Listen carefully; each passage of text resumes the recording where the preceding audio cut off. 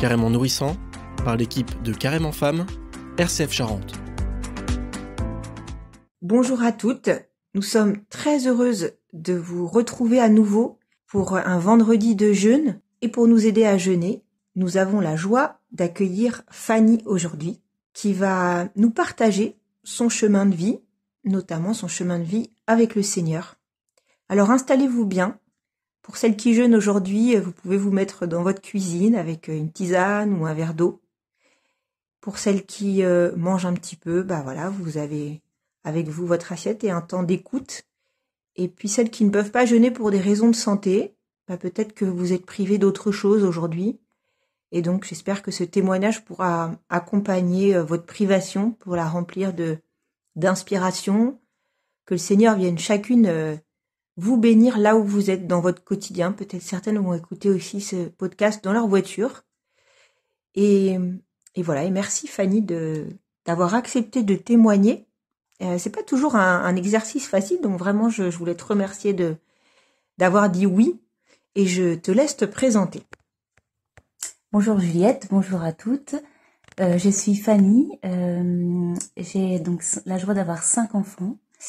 Je suis actuellement séparée de mon mari et je trouve une grande joie aujourd'hui à me reconstruire en toute simplicité avec cette présence du Seigneur et de la Sainte Vierge qui m'aide au quotidien. Je travaille actuellement auprès des enfants en faisant des loisirs créatifs. Et aussi, je suis illustratrice et créatrice d'objets, notamment religieux. Je suis catholique pratiquante et c'est ce qui m'anime au quotidien pour avancer sur mon chemin de salut. Merci Fanny pour cette présentation. Alors, on a à chaque invité qu'on a eu pour les podcasts, on a posé un petit peu les mêmes questions. Mais parfois, peut-être qu'il y aura d'autres choses, j'aurais envie de creuser avec toi des sujets particuliers. Mais ma première question, c'est est-ce que tu pourrais nous dire un petit peu les grandes étapes de ta rencontre avec le Seigneur ? Alors, les grandes étapes, j'ai eu cette grâce petite de rencontrer pour la première fois d'une manière très forte le Seigneur le jour de ma première communion. Et puis, le Seigneur s'est manifesté un peu tout au long de ma vie. Mais il y a eu quelques autres étapes, notamment quand j'étais adolescente, où j'étais assez tiraillée. Et à travers ce temps, le Seigneur je le sentais toujours présent. Il était toujours là en me pardonnant toujours ce que je faisais. Je me confiais à lui et je sentais cette présence très forte, mais très douce. Ensuite, plus tard, au moment de mon mariage, j'ai à nouveau ressenti cette présence, vraiment présente à mes côtés. Et j'ai eu un grand tournant dans ma vie spirituelle lorsque je suis partie à Medjugorje, où le Seigneur, par l'intermédiaire de la Sainte Vierge, m'a retournée comme une crêpe. Et depuis, j'ai été très accompagnée intérieurement. L'Esprit Saint s'est posé vraiment dans mon cœur d'une manière très forte. Et depuis, je vis des choses magnifiques, mais vraiment en toute simplicité au quotidien. Merci Fanny pour ces grandes étapes. Le mot qui me marque dans les étapes dont tu parles, c'est le mot de présence. Est-ce que tu pourrais nous dire un petit peu qu'est-ce que tu entends par présence ? Comment ça se manifeste à toi ? Alors cette présence, elle se manifeste par la Bible. Je me suis mis à redécouvrir la Bible que j'avais lue à l'école jeune, dans une école de religieuse.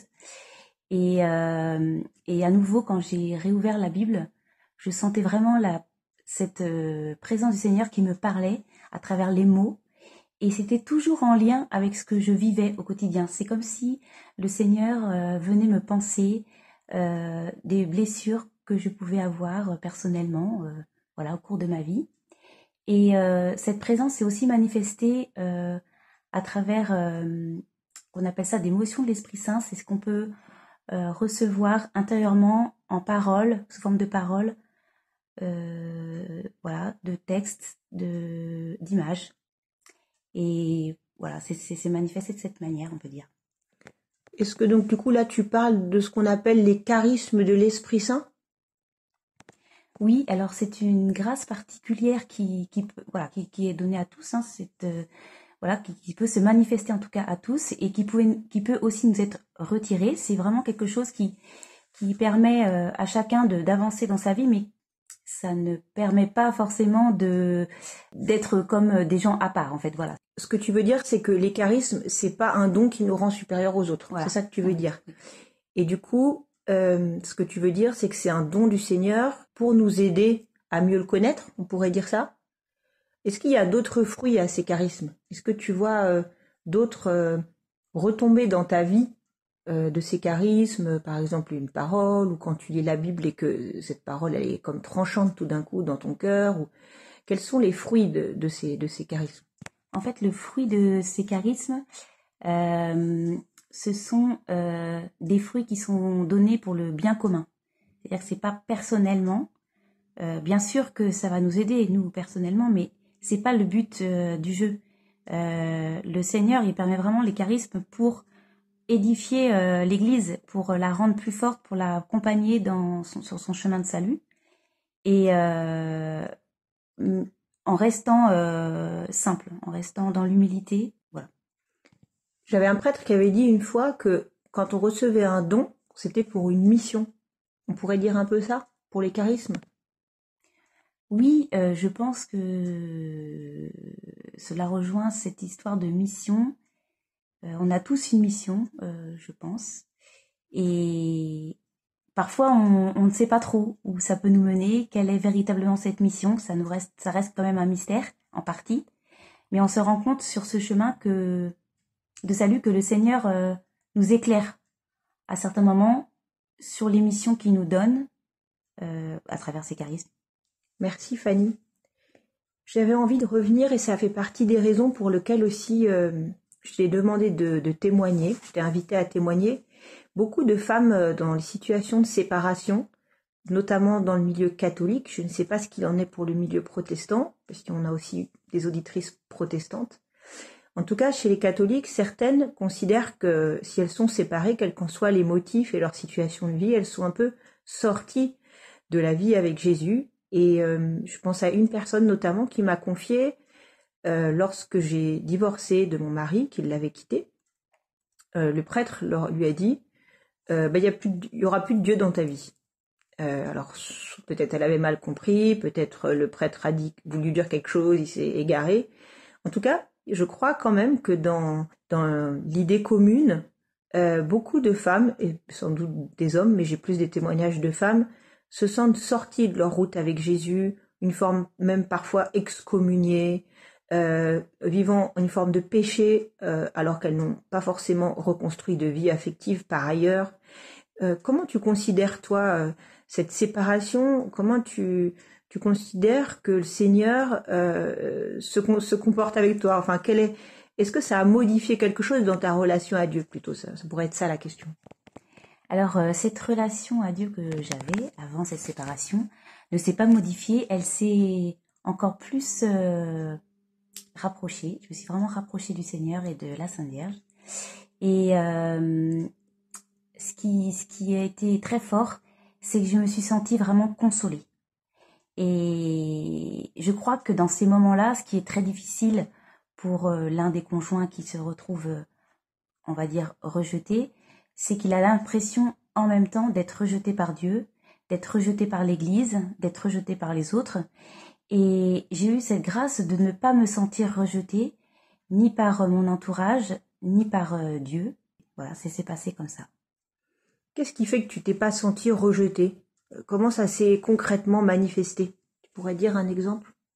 Alors déjà, par ma famille, par mes proches, personne n'a jugé, voilà. Personne n'a été dans le jugement et ça a été une grande force pour moi parce que j'ai senti que les personnes voulaient me faire avancer, voulaient pas me laisser de côté, ne pas aussi donc juger mon mari, et ça a été très bénéfique pour moi.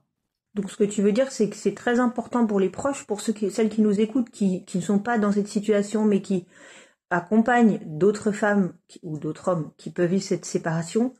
Tu veux dire qu'il est important de ne pas condamner la situation où l'un ou l'autre des conjoints. C'est ça Oui. que tu veux dire. Est-ce que y a des choses qui t'ont aidé particulièrement dans cette épreuve? Des choses que tu pourrais nous partager sans rentrer dans ton intimité, qu'il ne s'agit pas de déballer, mais des petits moyens concrets que tu pourrais partager? Alors, des moyens concrets, j'en ai eu et je rends grâce pour cela. J'ai continué à aller à un temps d'adoration eucharistique pour présenter au Seigneur tout mon fardeau, toutes mes peurs, mes difficultés du moment par rapport à cette situation. J'ai continué à prier dès le matin au réveil et un peu et au cours de la journée et aussi avant de dormir, c'est-à-dire vraiment ce dernier moment qu'on a de la journée afin d'être bien dans le repos, un repos calme, être dans la confiance du Seigneur quoi qu'il arrive, dans la paix. Et les autres moyens concrets, c'était de faire une rencontre avec un psychologue, une conseillère conjugale, voilà, des temps avec des amis, des temps de café, des temps d'échange en fait. Est-ce que ça a été facile, une évidence pour toi qui es catholique pratiquante, d'aller voir des professionnels? Parce que parfois, les femmes peuvent un peu se concentrer, celles qui sont catholiques pratiquantes, qui se sentent du coup dans la culpabilité de cette séparation, vont rester concentrées sur le tout spirituel, pour certaines. Pour d'autres, ça va être l'inverse, ça va être le tout psychologique. Comment toi, tu as géré un petit peu les deux dimensions de ton être dans cette situation? Alors, avant notre séparation, j'avais déjà rencontré une conseillère conjugale et cela m'a beaucoup aidée. Et pour moi, c'est vrai que j'ai pu concilier les deux et que pour moi, en fait, je trouve que c'est important de trouver un équilibre, même si ça sera jamais parfait. Voilà, avec ce côté spirituel et ce côté vraiment matériel, c'est-à-dire vraiment du quotidien dans notre vie de tous les jours, d'avoir des personnes vraiment qui ont ce don justement pour pouvoir échanger et aussi d'une manière humaine nous consoler, nous donner des pistes, nous porter, nous soutenir dans cette épreuve. Merci Fanny. Je pense à l'évangile qu'on a étudié ces derniers jours. C'est l'évangile du grain de blé qui tombe en terre. Si tu ne meurs pas, ne portera pas de fruits. C'est un évangile qui est lourd, qui est difficile à entendre. C'est vraiment l'histoire de la mort et de la résurrection. On est vraiment dans le tridome pascal, dans cette notion de souffrance et de résurrection, de mort et de résurrection. Et je pense notamment à la notion de quand on se sépare, il y a souvent il y a la séparation avec le conjoint qui est douloureuse, quelle que soit la situation. Et puis il y a aussi celle avec les enfants, parce que tout d'un coup on perd, je dirais, une partie du lien avec ses enfants, sur lequel, entre guillemets, on n'a plus la main. Pour certaines, elles vont être séparées de leurs enfants une semaine sur deux. Parfois, elles vont même plus avoir leurs enfants du tout. Pour certaines, elles vont encore avoir leurs enfants, mais justement, ils vont vouloir aller avec le papa ou l'inverse. Bref, il va y avoir des tensions. Et donc, ma question, c'est comment toi, tu as traversé cette étape de souffrance? Alors effectivement, c'est un moment, quand l'annonce se fait, qui est extrêmement délicat et difficile, parce que en même temps, on a vraiment, au même moment, on a cette douleur intense en tant que mère qui prend un peu de la place, voilà, plus que femme et épouse à ce moment-là, parce que on se met dans la peau de nos enfants et on s'imagine ce moment, et on le vit d'ailleurs à ce moment-là d'une manière très très très très forte. Et voilà, ça reste quelque chose de très douloureux. Et je reconnais qu'à ce moment-là, j'ai eu une grâce particulière, c'est que j'ai reçu une image qui m'a réconfortée, mais qui m'a permis de reparler des choses tout de suite avec tous nos enfants réunis et mon mari. Voilà, pour redécrire cette situation. pour que les enfants ne culpabilisent pas, et moi-même aussi, pour pas être dans la grande culpabilité, même si on peut l'avoir plus ou moins, c'est vrai que c'est humain, pour que ce moment soit le plus passe comme s'il y avait quelqu'un qui vous mettait la main sur l'épaule, voilà, pour que vous ne vous sentez pas seul en fait. Merci Fanny. La question qui peut un peu choquer, mais qui est importante à se poser, je trouve, et notamment à travers ce texte, est-ce que cette souffrance a du fruit? T'es pas obligé de répondre, mais voilà, je trouve que c'est important de la poser. Personnellement, je pense que à travers cette souffrance qui reste présente, quoi qu'il arrive, on ressent un temps de paix. Parce que il y a ce temps où, en fait, on va devoir revoir notre vie, avancer, se restructurer, y voir plus clair. Alors, effectivement, on va devoir ouvrir son cœur, revoir ce qui n'allait point, ce qui allait bien, etc. Il va falloir vraiment faire du ménage, en fait. C'est comme si, je prenais un coup de balai et que j'allais faire le ménage dans toute la maison et de remettre les choses d'une manière plus équilibrée, peut-être plus ajustée. Voilà. C'est intéressant ce que tu dis parce qu'on a proposé pendant ce temps de carême aux femmes de faire du ménage à l'intérieur d'elles-mêmes et aussi à l'extérieur, parfois dans leur maison. Et c'est vrai que dans des temps de séparation, j'imagine que ça bouleverse parfois un déménage. Parfois on doit changer les meubles, il y a des souvenirs, etc. Donc il y a cette dimension dont tu parles qui est intérieure et qui se vit aussi dans le matériel. J'aimerais qu'on enchaîne sans aucune transition, mais sur deux choses dont tu as parlé avant, qui vont être importantes pour les femmes catholiques. Je m'en excuse pour les femmes protestantes qui nous écoutent parce que ça ne rentre pas forcément dans leur sensibilité et dans leur forme de spiritualité. C'est la question de l'adoration et puis la question de Marie. Voilà. Est-ce que tu peux nous expliquer qu'est-ce que c'est que l'adoration et ce que tu y vis? Alors ce temps d'adoration, personnellement, c'est pour moi un temps où on dépose sa vie auprès du Seigneur. Et donc on peut tout dire, on peut tout lui dire. Donc on vient prendre refuge auprès d'un ami qui nous est fidèle, même si nous on lui est pas toujours fidèle. Voilà, c'est vraiment un moment d'échange, un moment de silence. Il nous écoute. Parfois on lui parle, parfois on prie. On s'abandonne complètement à lui. Merci Fanny. Et tu as parlé au départ d'un temps à Medjugorje, donc je pense que à peu près 1% de nos auditrices connaissent ce lieu. Donc c'est en Bosnie-Herzégovine, c'est un lieu d'apparition mariale un petit peu comme Lourdes en France.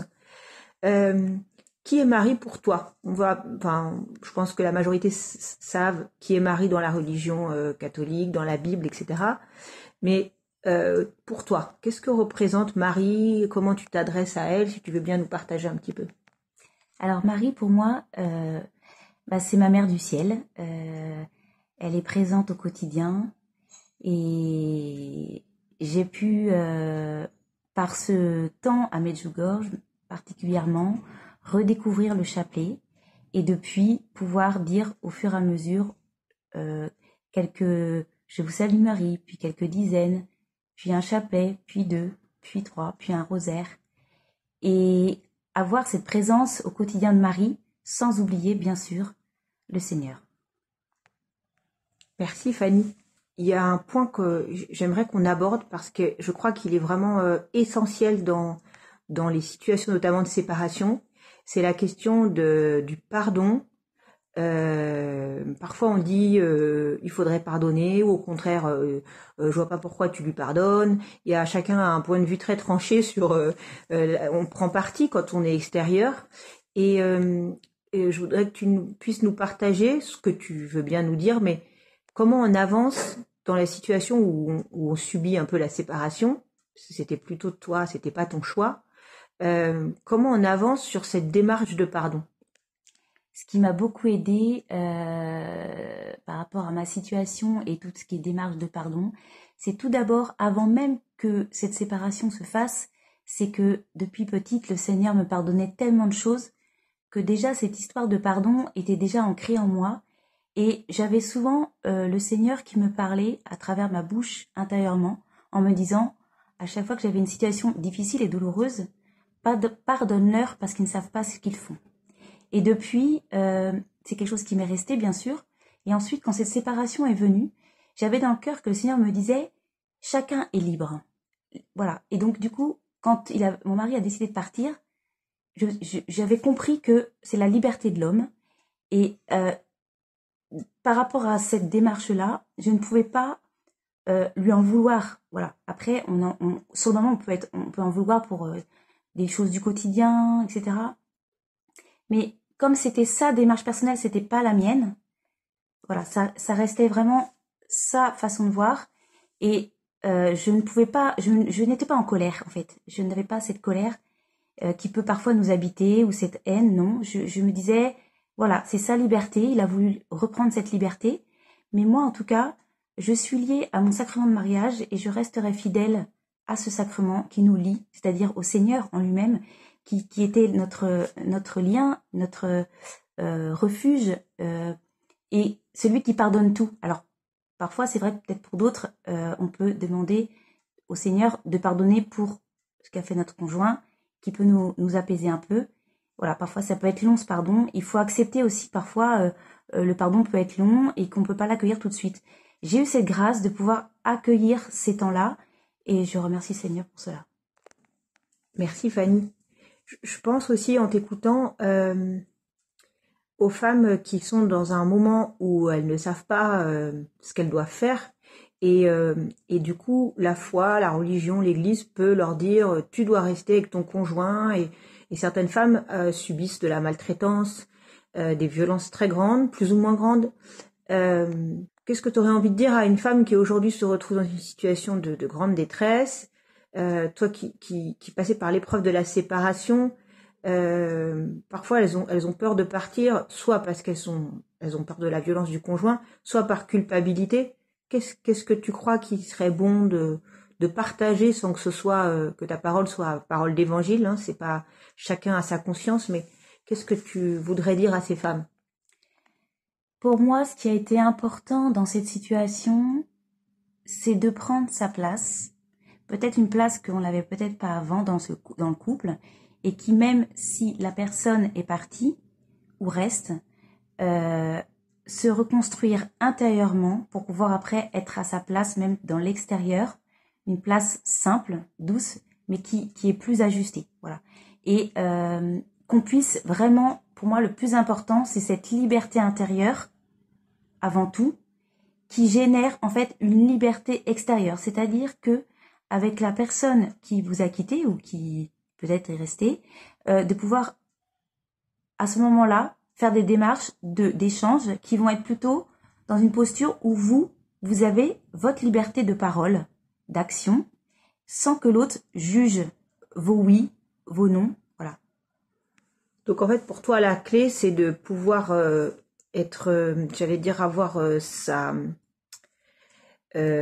reprendre la responsabilité de sa vie, d'une certaine manière, ne pas subir la situation pour retrouver une liberté d'être. Si on est dans un contexte un peu de soumission où on subit, on est victime en fait. Et toi, ce que tu dis, ce qui est important, c'est de retrouver sa liberté intérieure et donc les moyens que tu as évoqués précédemment, je trouve, permettent le retour de cette liberté intérieure, soit par le biais de professionnels, par l'accompagnement spirituel, et de ne pas être enfermé. Ça résume un peu? Oui, et j'avais effectivement omis tout à l'heure, je ne sais plus si je l'ai mentionné, mais ce qui m'a aidé aussi, c'est les temps de confession, voilà, régulières, qui a permis de me libérer aussi de peut-être de choses qui pouvaient arriver, justement, peut-être aussi parfois une colère ou une autre émotion qui peut être forte et qu'il faut accueillir, bien sûr, mais qu'après, il faut éviter, on va dire, de ruminer, d'en rajouter, de se le mettre en boucle. Et ça, pour moi, personnellement, alors c'est vrai qu'on peut le faire aussi auprès du conseiller conjugal, d'une psychologue, pour pouvoir se détacher des choses et moins se les remettre en boucle, notamment le soir, qui est un moment difficile. Mais en tout cas, d'une manière spirituelle, c'est vraiment une démarche au niveau du sacrement du pardon qui a été très bénéfique. Merci Fanny, on arrive à la fin de ce temps. Est-ce qu'il y a un texte ou une parole que tu aimes particulièrement que tu voudrais nous partager? Alors comme je n'ai pas trop la mémoire des textes ou des mots, etc., Je ne sais pas parfois les noms peut-être des personnes qui ont pu le dire ou de saints. J'ai juste cette parole qui me vient à l'esprit, ma grâce te suffit. Merci Fanny, merci de ton témoignage et de ta simplicité. Merci à chacune des auditrices et peut-être des auditeurs. Et nous nous retrouvons la semaine prochaine. Bonne journée de carême, bon vendredi de jeûne. Au revoir. Merci Juliette.